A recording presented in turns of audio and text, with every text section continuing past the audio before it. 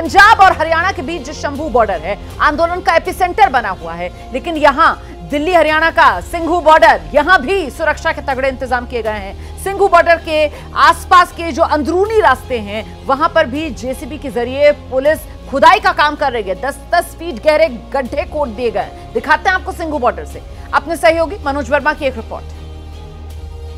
इस वक्त हम सिंघू बॉर्डर पर मौजूद हैं और सिंघू बॉर्डर को पूरी तरीके से सील कर दिया गया है, बंद कर दिया गया है। तस्वीरों में आप देख सकते हैं कि ये जो बैरिकेटिंग है, ये पहली लेयर की बैरिकेटिंग है, वो यहाँ पर की गई है। इसके अलावा ये दूसरे लेयर की जो बैरिकेटिंग है वो आप देख सकते हैं यहाँ पर कि जो बोल्डर हैं उनको यहाँ पर पूरी तरीके से फिक्स कर दिया गया है। इतना ही नहीं, ये रास्ता दोनों तरफ से बंद है, लेकिन अगर किसान किसी तरीके से अंदरूनी रास्तों से आते हैं तो उसके लिए भी दिल्ली पुलिस ने पुख्ता इंतजाम किए हैं। तस्वीरों में आपको दिखाना चाहूँगा कि ये अंदर का रास्ता है। सिंघू बॉर्डर से जो रास्ते अंदरूनी रास्ते हैं जो गलियों से निकलते हैं, उन रास्तों को भी किस तरीके से दिल्ली पुलिस ने कवर कर लिया है। यानी कि अगर किसान किसी तरीके से हरियाणा से दिल्ली के अंदर दाखिल होने की कोशिश करते हैं अंदरूनी रास्तों से, तो उन रास्तों को आप देख सकते हैं कि कितने बड़े बड़े गड्ढे कर कर खोद दिया गया है। आप सामने देख सकते हैं कि और भी आगे की तरफ गड्ढा करके रास्तों को खोदा जा रहा है। तो दिल्ली पुलिस अपनी तरफ से कोई भी चूक नहीं करना चाहती है। यही वजह है कि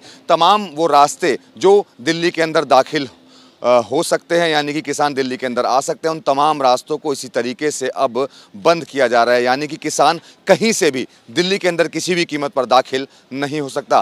कैमरामैन रत्नेश पांडे के साथ मनोज वर्मा, एबीपी न्यूज़, दिल्ली। तो किसानों को रोकने के लिए सिंघू बॉर्डर पर यह पुलिस की तैयारी आपने देख ली, लेकिन जो इस आंदोलन का एपिसेंटर बना हुआ है यानी शंभू बॉर्डर, वहां डटे किसान सरकार के रवैये से नाराज हैं। असीम बसी की एक रिपोर्ट दिखाते हैं। आज यहाँ पे शंभू बॉर्डर पे दूसरा दिन है। कल भी किसानों ने, पंजाब के किसान जो अपने हकों के लिए दिल्ली जाना चाहते हैं, उनको यहाँ हरियाणा बॉर्डर पे हरियाणा पुलिस ने रोका।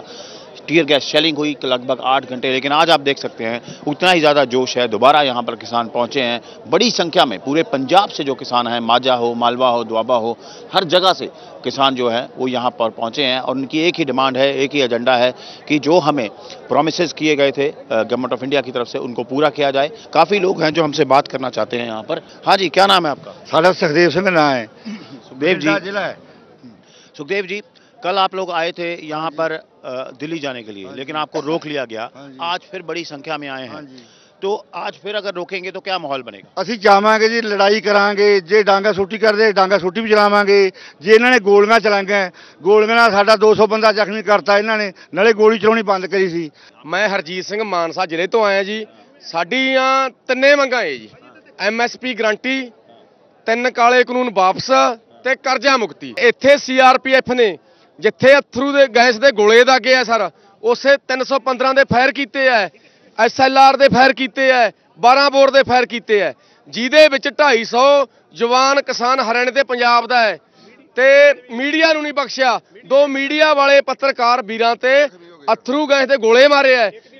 ਜਿਹੜੇ ਅਥਰੂ ਗੈਸ ਦੇ ਗੋਲੇ ਆ ਸਰ, ਇਹ ਡੇਟ ਐਕਸਪਾਇਰ ਹੈ, डेट टप्पी हुई है। कल यहाँ माहौल बना था, आज भी लोग इकट्ठे हुए हैं, किसान जो इकट्ठे हुए हैं, जथेबंदियों के लोग। तो आज लगता है कि आप जा पाएंगे आगे दिल्ली कुछ कर पाएंगे? देखो ये हम तो पूरी तैयारी में हैं, अगे जान लिया, पीछे हटने नहीं। भावें आज टप जे चाहे कल को टप जे, टपेंगे जरूर, पीछे हटने वाले नहीं गे। तो आप देख सकते हैं भी किस तरह जो किसान है वो गुस्से में है कि किस तरह कल जो हरियाणा की पुलिस है, रैपिड एक्शन फोर्स है, उन्होंने जो है किसानों के ऊपर जिस तरह टीयर गैस शेलिंग की, इनका एलिगेशन है कि बुलेट्स भी फायर की, रबर पैलेट्स भी फायर किए गए, जिसके कारण काफ़ी लोग जो इंजर्ड हुए हैं, मीडिया वाले भी इंजर्ड हुए थे। सो इनका डिटर्मिनेशन यही है कि हाँ, हमको दिल्ली कूच करना है, हम अपने तरीके से, लेकिन ये तकरार नहीं चाहते हैं, शांतिपूर्ण जाना चाहते हैं। लेकिन इनका एलिगेशन है कि तकरार उधर से हो रहा है। लेकिन ये आज दूसरा दिन है, आज भी यहाँ किसान पूरे पंजाब से आए हैं और ये हर हालत में दिल्ली जाना चाहते हैं। किसान आप देख रहे हैं बॉर्डर पर खड़े हैं, दिल्ली कूच पर अड़े हैं। ऐसे में सवाल ये कि दिल्ली चलो पर ताओ, कैसे थमेगा ये टकराव? शुक्ला जी, राकेश जी, इसमें जो पूरा आंदोलन हो रहा है, इसमें सबसे प्रमुख बात यह है कि जो 2020 का आंदोलन था, 20 के आंदोलन और 24 के आंदोलन में जो अंतर है, वो अंतर ये दिख रहा है कि पहले के वो चेहरे जिनकी वजह से पूरा 378 दिन तक आंदोलन चला, वो कहाँ है? दर्शन जी हो गए, आपके गुरमान सिंह हो गए, राकेश टिकैत हो गए, तो इस बार का आंदोलन किसके हाथ में है? राजेवाल के हाथ में है। राजेवाल कौन है? राजेवाल वो हैं जो पिछला चुनाव 22 का चुनाव पंजाब में लड़े थे।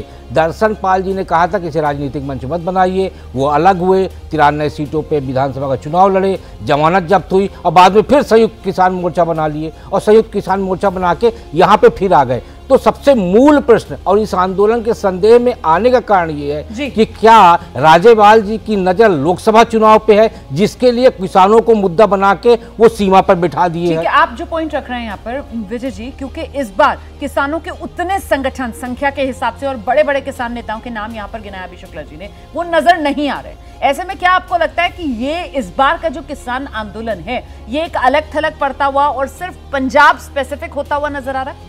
अभी पंजाब से जुड़े हुए लोग हैं, जैसे शुक्ला जी ने भी जिक्र किया, करीब पिछली बार 500 संगठन थे किसानों के जो उसमें लगे हुए थे और जो छोटे बड़े सब मिलाकर, और आज 250 के करीबन हैं जिसमें पंजाब के ज़्यादातर संगठन हैं। एक और जो बड़ा अंतर आपको देखना पड़ेगा वो बारीक अंतर है कि पिछली बार किसान आंदोलन पर एक झीनी चदरिया थी पॉलिटिकल सपोर्ट की, पीछे से सपोर्ट कर रहे थे खासतौर से आम आदमी पार्टी और दूसरे लोग, लेकिन वो सामने नहीं आए थे। इस बार सीपीएम थे, वो तो लेफ्ट तो खैर हमेशा ही रहते हैं, लेकिन इस बार आम आदमी पार्टी एक तरह से जिस तरह से पंजाब से पूरा मूवमेंट अंबाला तक हुआ है, उसका मतलब है कि पंजाब सरकार का सपोर्ट वहां पर दिखाई दे रहा है, क्योंकि केंद्र सरकार ने जो डीजीज को सिक्योरिटी को और लॉ एंड ऑर्डर को लेकर जो आदेश दिए हैं उसमें कहा गया है कि उनको वहां पर नहीं आने दिया जाए, लेकिन पंजाब में उनको रोका गया है और कांग्रेस ने भी अब साफ कर दिया है कि वो इस आंदोलन के साथ है।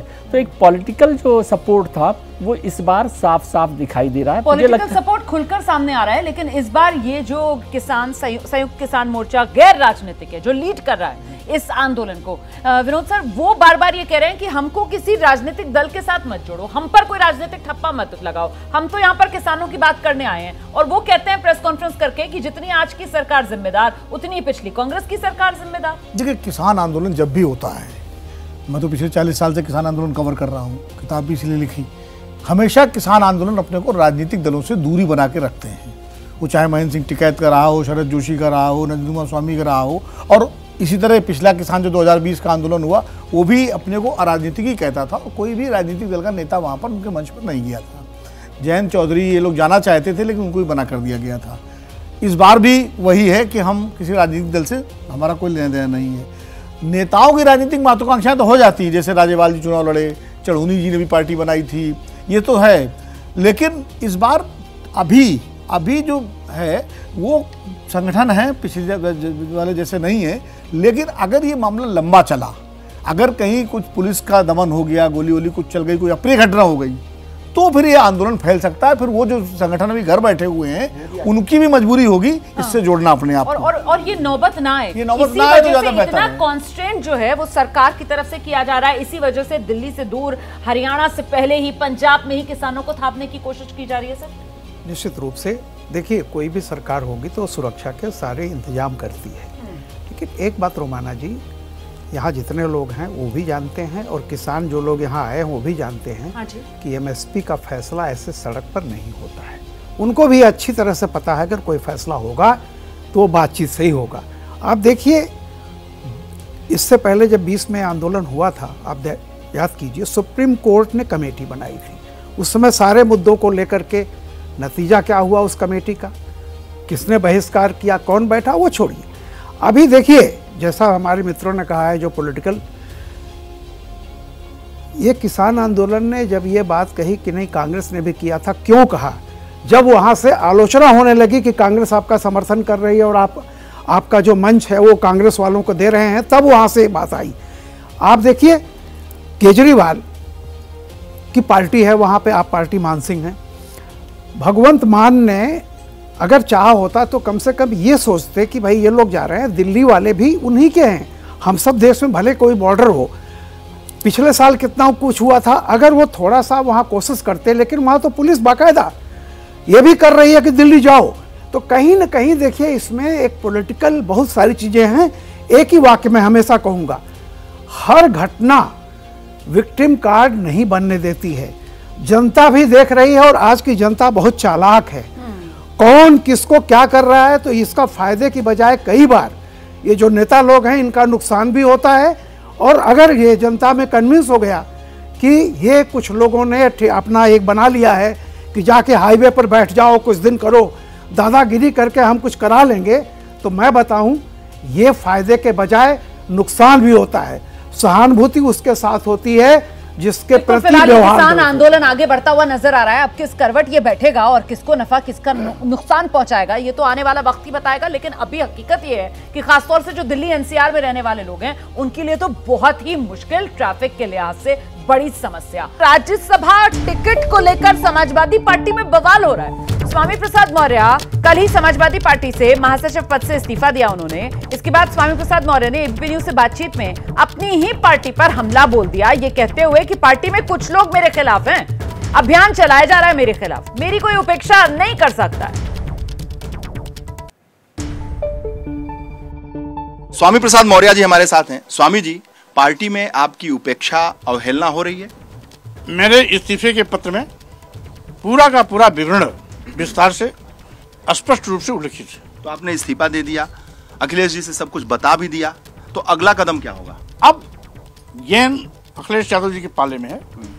राष्ट्रीय अध्यक्ष जी को तय करना है क्या करना है क्या नहीं करना है, और वो तय न कर पाए तो तब आगे हम देखेंगे। स्वामी प्रसाद मौर्य दलितों के, पिछड़ों के इतने बड़े नेता, विपक्ष के नेता, कैबिनेट मंत्री इतनी बार, पार्टी के प्रदेश अध्यक्ष कई बार, तो स्वामी प्रसाद मौर्य का जब अपमान हो रहा है, पार्टी में अवहेलना हो रही है, एक राष्ट्रीय महासचिव का बयान है पार्टी का, उनका बयान निजी बयान है, तो इतनी अवहेलना के बाद भी आप पार्टी में बने रहेंगे?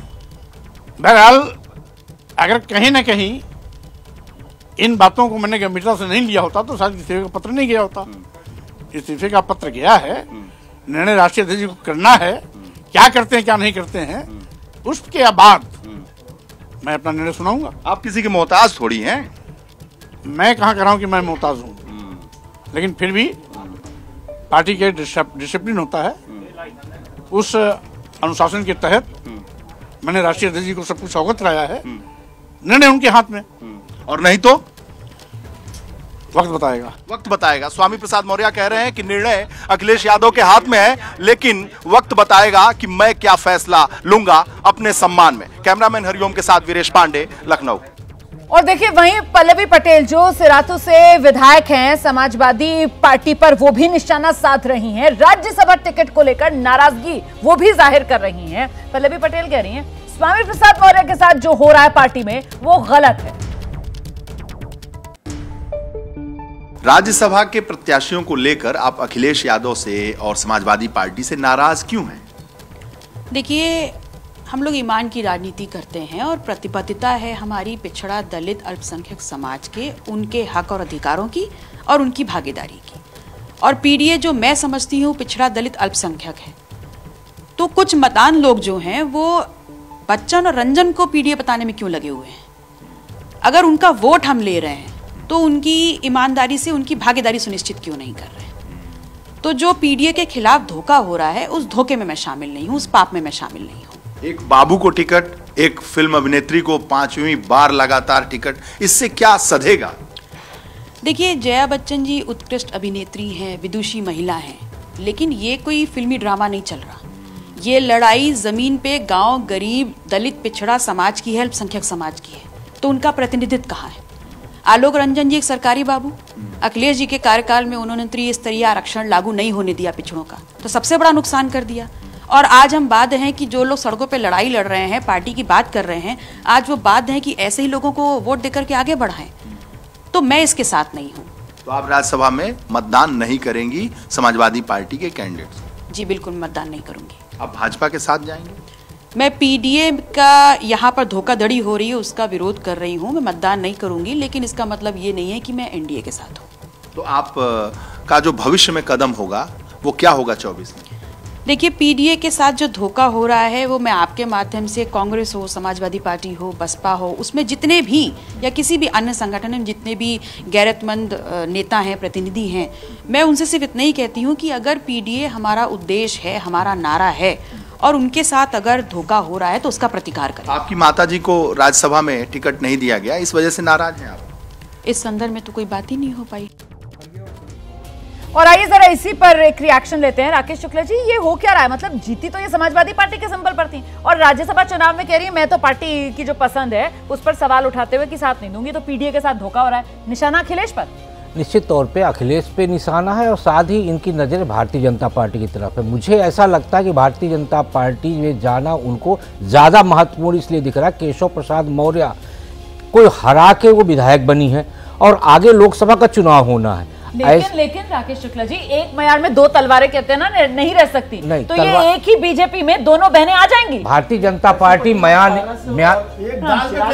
भारतीय जनता पार्टी म्यान एक रखी हुई है, लेकिन दोनों तलवारों को बाहर रखा जाएगा। एक उत्तर प्रदेश से संचालित होंगी और एक दिल्ली से संचालित होंगी। दोनों का महत्व है, दोनों का अपना अपना राजनीतिक मूल्य है और दोनों महिलाएं हैं। सोनेलाल पटेल जी की विरासत दोनों लेके बढ़ रही हैं आगे। तो ऐसे में यदि कुर्मी पॉलिटिक्स को अपने को साधना है तो मुझे लगता है इनको वसी बेल्ट पे, कौशाम्बी वाली बेल्ट पे, फूलपुर सीट से इनको कहीं ना कहीं लोकसभा से उतारा जा सकता है। वो उत्तर प्रदेश मिशन 80 में से 80 हासिल करने के लिए ये एक और जुगत जो बीजेपी के पक्ष में जाती हुई नजर आ रही है।